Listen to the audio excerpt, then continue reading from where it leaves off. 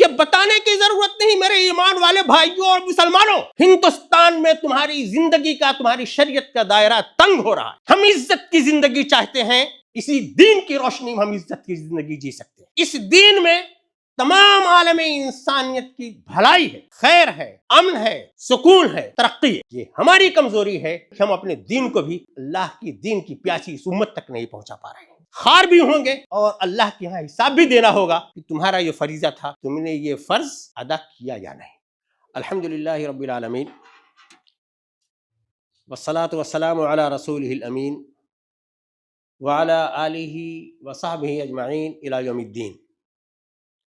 اما بعد، قال اللہ تعالی فی کتابہ المجید، اعوذ باللہ من الشیطان الرجیم، بسم اللہ الرحمن الرحیم، ان الدین عند اللہ الاسلام وما اختلف الذین اوتوا الکتاب الا من بعد ما جاءهم العلم بغیا بینہم ومن یکفر بآیات اللہ فإن اللہ سریع الحساب۔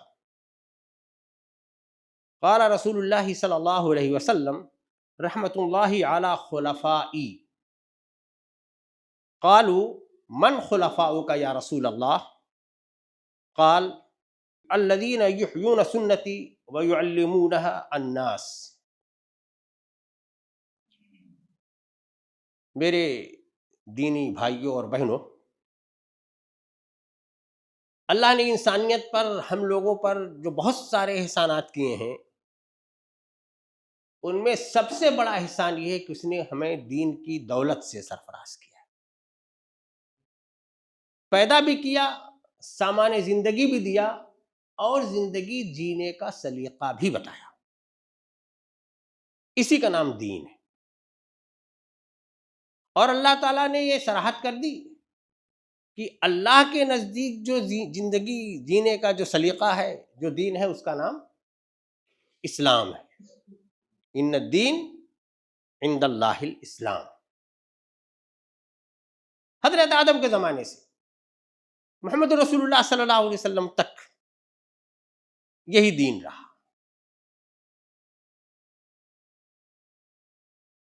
انسان کو ضرورت ہے اس بات کی کہ اسے صحیح طریقے سے جینے کا سلیقہ بھی بتایا جائے، اس لیے کہ وہ ایک آزمائش کے مرحلے میں ہے۔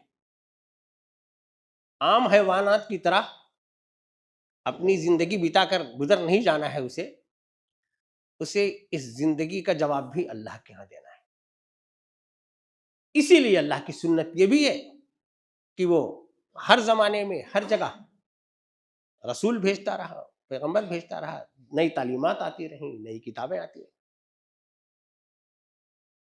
اللہ کے رسول صلی اللہ علیہ وسلم کے بعد جو خاتم النبیین ہیں، اب یہ رسالت کا سلسلہ ختم ہوا۔ اللہ تعالیٰ نے یہ ذمہ داری اللہ کے رسول صلی اللہ علیہ وسلم کے امتیوں پر ڈالی، اور یہ کہہ کر کے ڈالی کہ اس سے پہلے کی جو امتیں تھیں، ان کو جو ہم نے نعمتیں دی تھیں، انہوں نے نعمتوں کی قدر نہیں کی، فضیلت کو اپنی نہیں پہچانا، اس کا انکار کیا، تب ان سے لے کر کے یہ نعمت اور اس کی نگہبانی اس امت کو دی جا رہی ہے۔ کنتم خیر امۃ اخرجت للناس۔ اور پھر یہ بتایا کہ آپ کو خیر امت اس وجہ سے بنایا جا رہا ہے کہ آپ کو اس دین کی نگہبانی کرنی ہے، دین کی قدروں کو زندہ اور تابندہ رکھنا ہے، اسے مزمحل نہیں ہونے دینا ہے، اسے پامال نہیں ہونے دینا ہے۔ اسی لیے اللہ کے رسول صلی اللہ علیہ وسلم نے فرمایا، دعا فرمائی کہ اے اللہ میرے خلفاء پر رحم فرما، میرے جو جانشین ہیں ان پر رحم فرما۔ صحابہ کرام نے پوچھا، یا رسول اللہ من خلفاؤک، آپ کے خلیفہ کون ہیں، آپ کے جانشین کون ہیں؟ اللہ کے رسول صلی اللہ علیہ وسلم نے بہت مختصر لفظوں میں بتایا، الذین یحیون سنتی، جو میری سنتوں کو زندہ کریں، جو میرے طریقے کو لوگوں کو بتائیں، جو میرے طریقے کی طرف لوگوں کو لائیں، وہ رحم کے مستحق ہیں۔ میرے ایمان والے بھائیوں، ہم لوگوں کو اپنے دین پر اطمینان بھی ہے، ہم اس کی قدر بھی کرتے ہیں، ہم اس پر فخر بھی کرتے ہیں، اسی پر جینا چاہتے ہیں اور اسی دین کی کیفیت میں مرنا چاہتے ہیں. یہ ہمارے ایمان کا تقاضا ہے جو ہم کر رہے ہیں. لیکن ہم یہ بھی جانتے ہیں کہ اصل دین کیا ہے، دین کا وسیع اور جامع تصور کیا ہے، دین کے تقاضے کیا ہیں، دین ہم سے کیا مطالبہ کرتا ہے، اور ان میں سے بہت سی کم چیزوں پر ہم عمل کر پا رہے ہیں. اس کا مطلب یہ ہوا کہ اللہ کا بھیجا ہوا دین، اللہ کے رسول صلی اللہ علیہ وسلم نے جس دین کو ہمیں سپرد کیا، ہمیں امین بنایا، ہم اس کی پوری طرح حفاظت نہیں کر پا رہے. پچھلے زمانے میں جیسا ہوا کہ نبوت سے فاصلہ بڑھا تو امت کا حال خراب ہو گیا. ہماری امت، اللہ کے رسول صلی اللہ علیہ وسلم کی جو امت ہے، امت مسلمہ، اس کا حال تو بہت پہلے سے خراب ہونے لگا. حضرت ابوبکر صدیق رضی اللہ تعالیٰ عنہ پہلے خلیفہ ہیں، ان کے زمانے میں ہی یہ فتنہ کھڑا ہو گیا کہ نماز تو پڑھیں گے، زکوٰۃ نہیں دیں گے. اللہ پر ایمان رکھیں گے، نماز پڑھیں گے، سب باتیں مانیں گے، زکوٰۃ نہیں دیں گے، تو اللہ کے رسول صلی اللہ علیہ وسلم کے زمانے کے لیے تھی.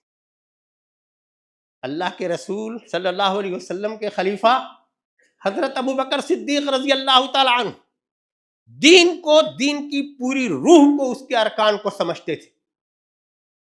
بباگ دہل اعلان کیا. اللہ کے رسول صلی اللہ علیہ وسلم کے زمانے میں اگر کوئی اونٹ کی ایک اقال دیتا تھا اور اگر وہ منع کرے گا تو میں اس سے جہاد کروں گا. پہلا ہی قدم جو قوم کا فیصلہ تھا، خلیفہ راشد نے اسے درست کر.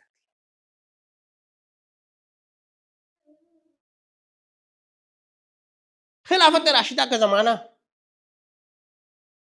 اسلامی تاریخ کا سب سے اچھا زمانہ مانا جاتا ہے.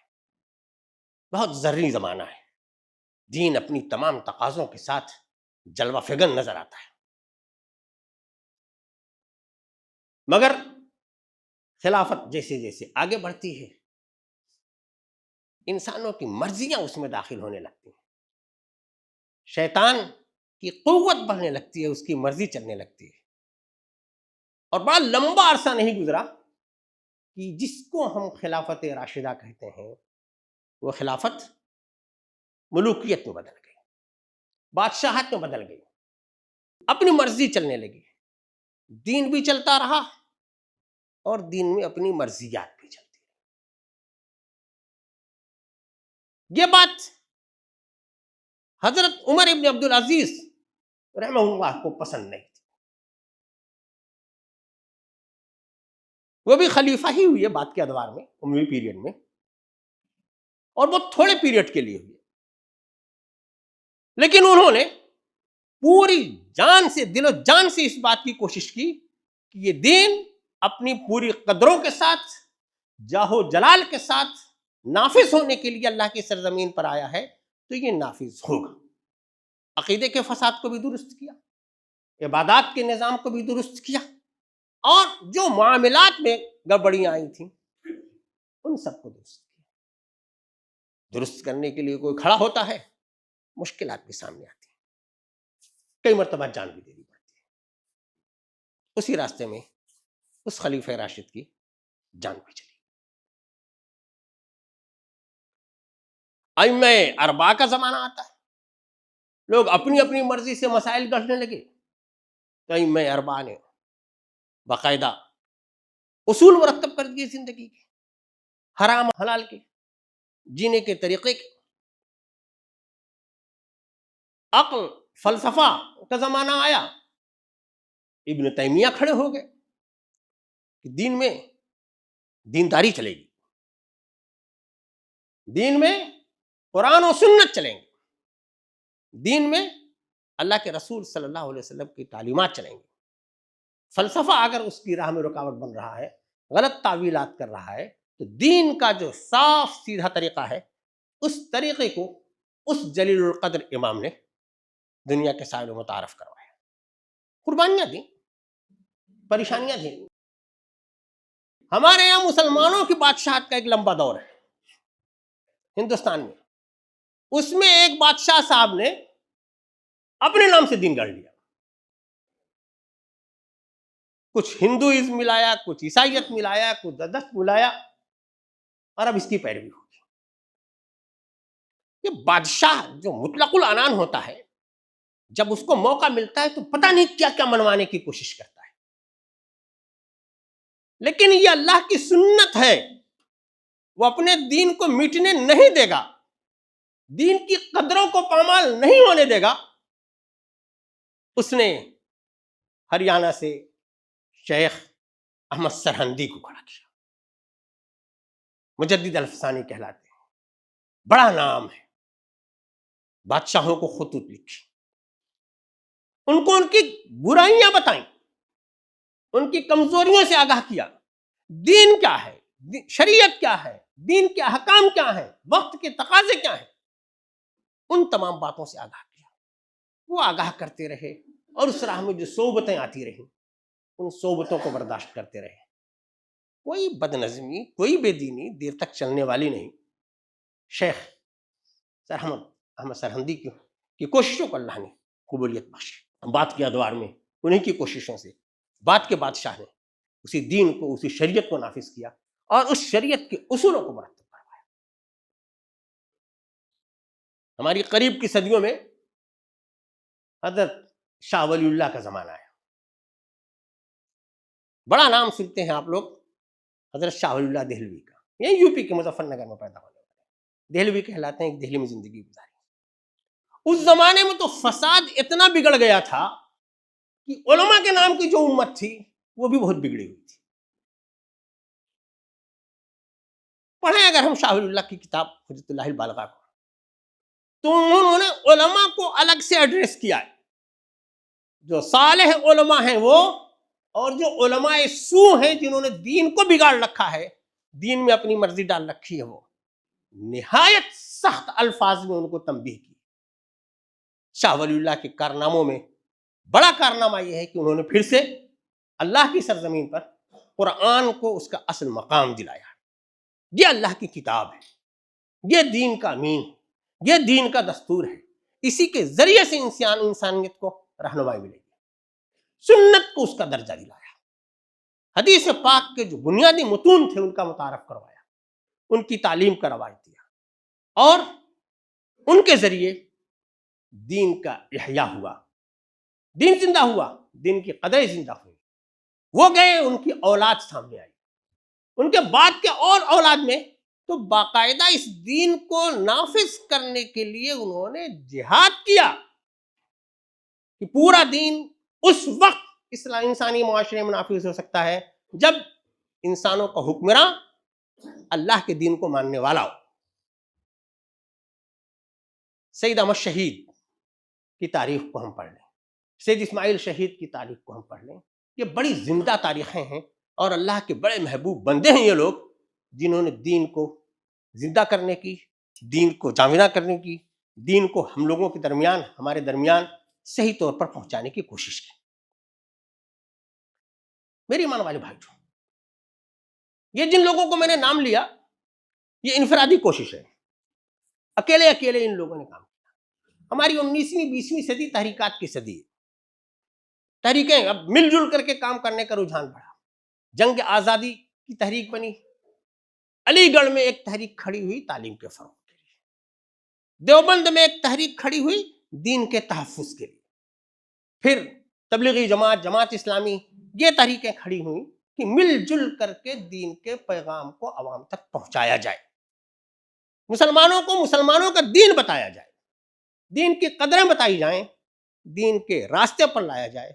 اور اس کے بعد اور بہت ساری جماعتیں. اللہ کا شکر ہے کہ ابھی پچھلی صدی میں، ماضی قریب میں جو حالات تھے مسلمانوں کے، جو حالات تھے علی گڑھ کے اور علی گڑھ مسلم یونیورسٹی کے، فیشن کے طور پر لوگ کمیونسٹ ہوتے تھے،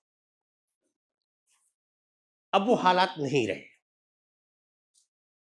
ان تحریکوں کا اثر ہے، ان جماعتوں کا اثر ہے، ان اجتماعی کوششوں کا اثر ہے کہ دین اپنی قدروں کی طرف پلٹ رہا ہے، اس کو بتانے والے لوگ بڑھ رہے ہیں، نیا لٹریچر تیار ہو رہا ہے، نئی کوششیں ہو رہی ہیں، دین کا نام کی دعوت لے کر کے اٹھنے والے قربانیاں دے رہے ہیں، اور بڑی بڑی قربانیاں پچھلی صدی میں اور اس صدی میں لوگوں نے دی۔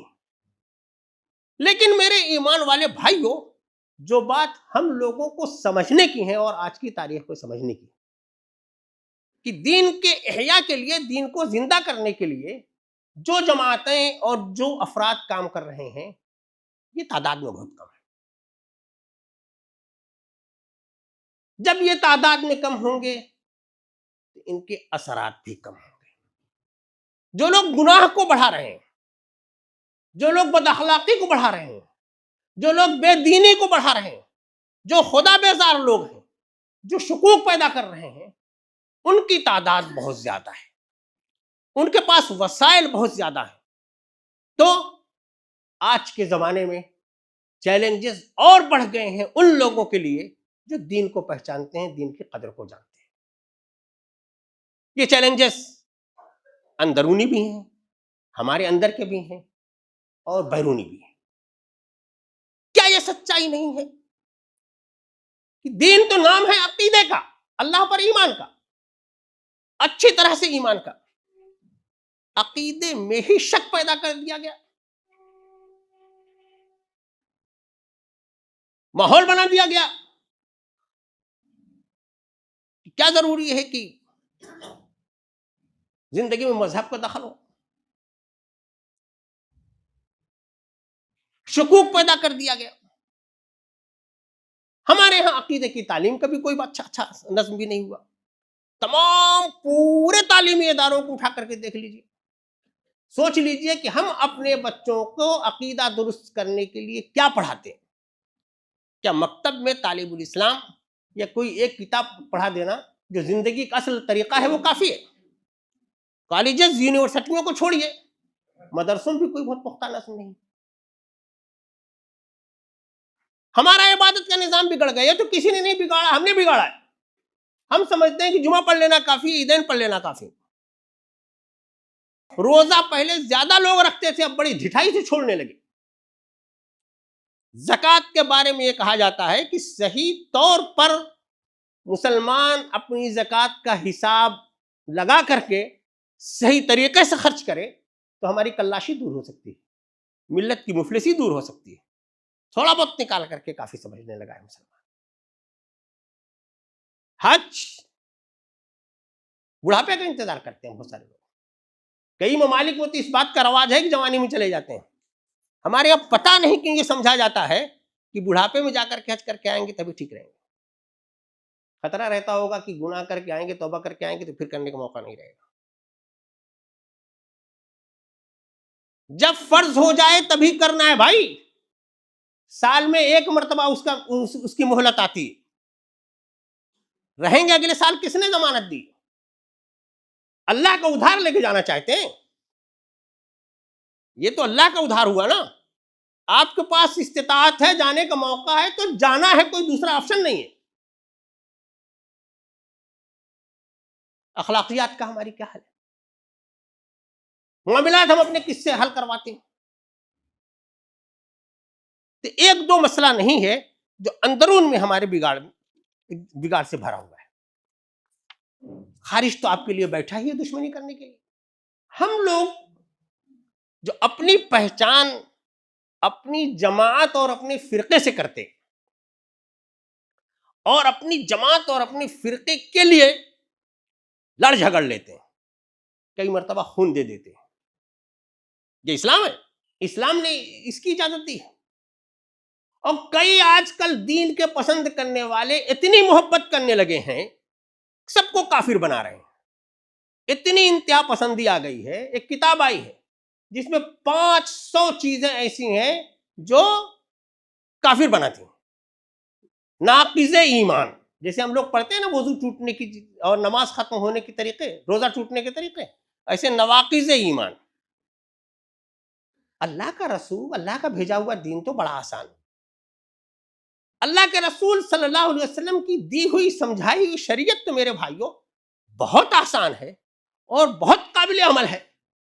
کہاں جا رہے ہیں ہم لوگ؟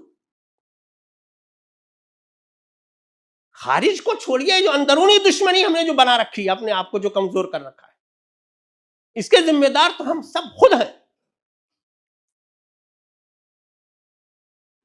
میں نے پچھلے دنوں ایک بادشاہ کے دین کا حوالہ دیا، دین اکبری کا.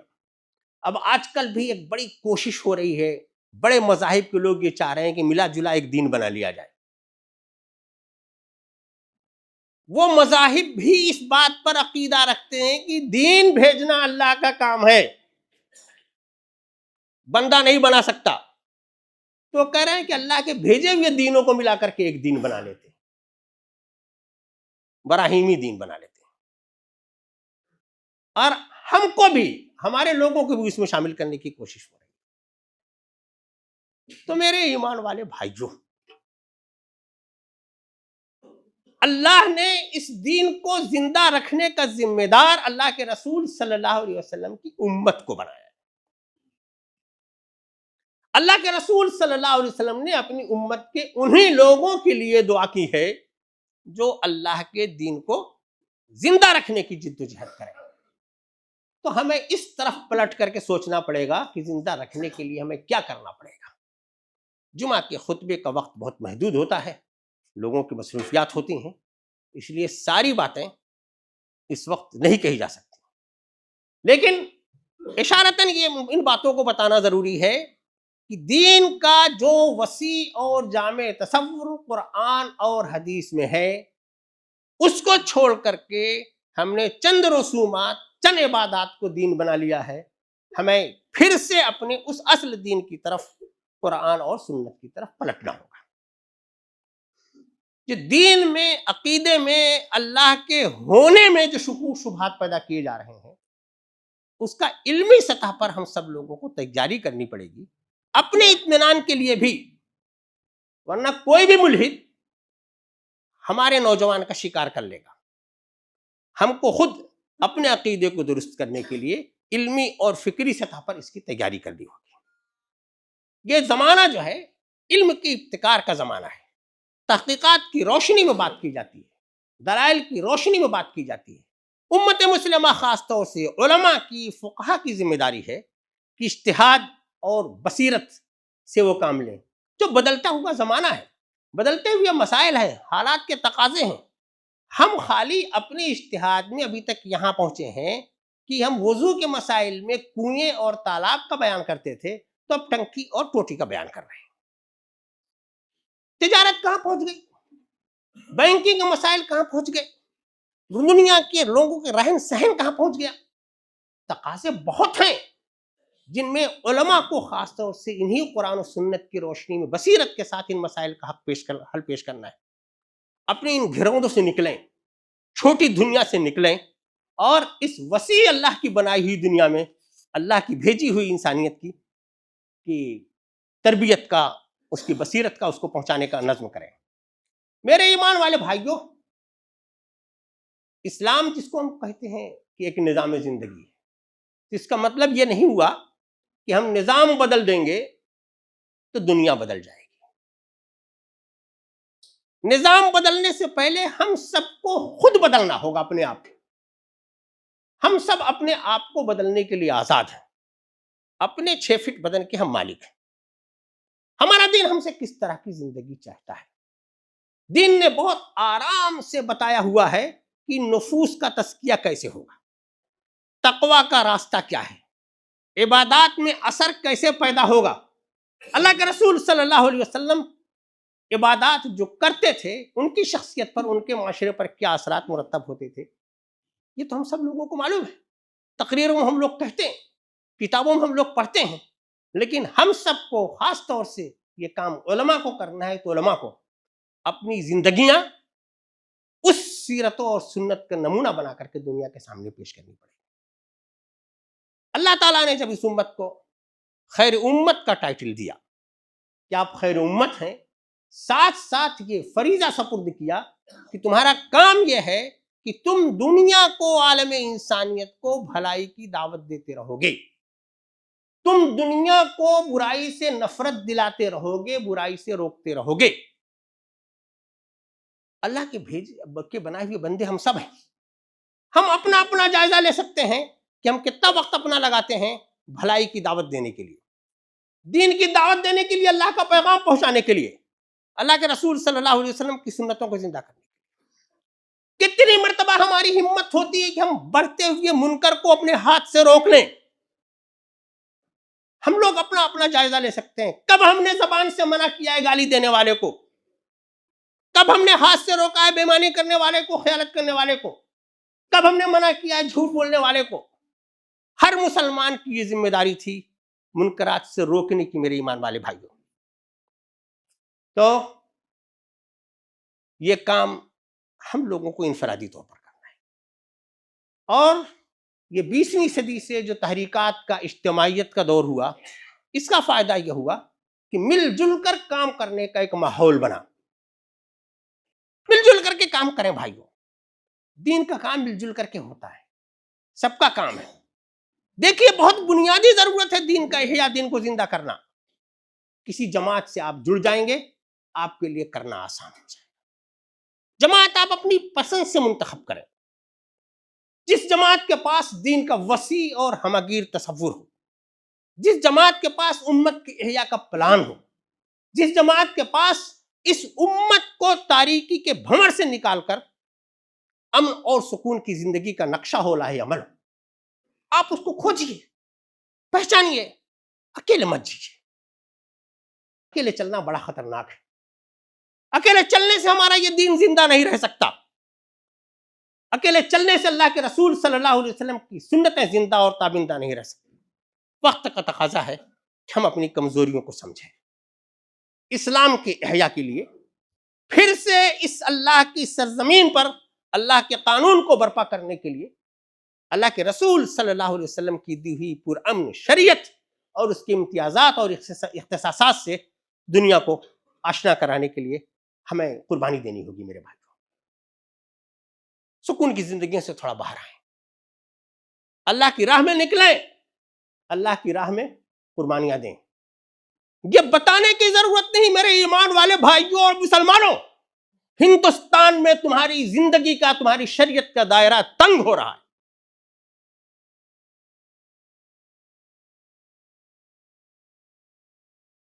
ہم عزت کی زندگی چاہتے ہیں، اسی دین کی روشنی میں ہم عزت کی زندگی جی سکتے ہیں۔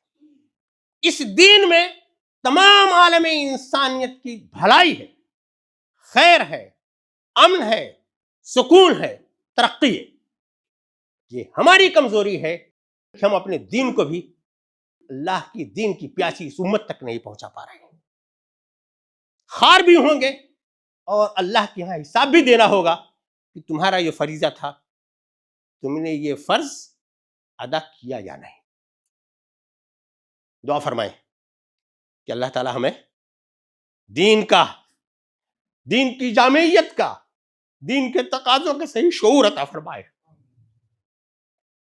اللہ تعالیٰ دین پر چلنے کے لیے ہمارے لیے راستہ آسان کرے۔ اللہ تعالیٰ دین کو، صراط مستقیم کو ہمارے سامنے واضح فرمائے، اس پر چلنا ہمارے لیے آسان بنائے۔ اللہ تعالیٰ ہماری توانائیوں کو، ہماری صلاحیتوں کو، ہمارے پیسے کو، ہماری پسند کو اللہ تعالیٰ دین کی راہ میں لگانے اور خرچ کرنے کی توفیق عطا فرمائے۔ اے اللہ، تیرا دین اس سرزمین پر سرفراز ہونے کے لیے آیا ہے، اس دین کی سرفرازی میں اللہ تو ہمیں توفیق عطا فرما کہ ہم اس میں اپنا حصہ ادا کر پائیں۔ اے اللہ، زندگی تیرے ہاتھ میں ہے، جتنے لمحے جیے تیری مرضی کے مطابق جیے ہیں۔ جب ہماری سانس تیرے پاس جا رہی ہو اللہ، ہم تیرے دین پر قائم رہے تو اس کی توفیق عطا فرما۔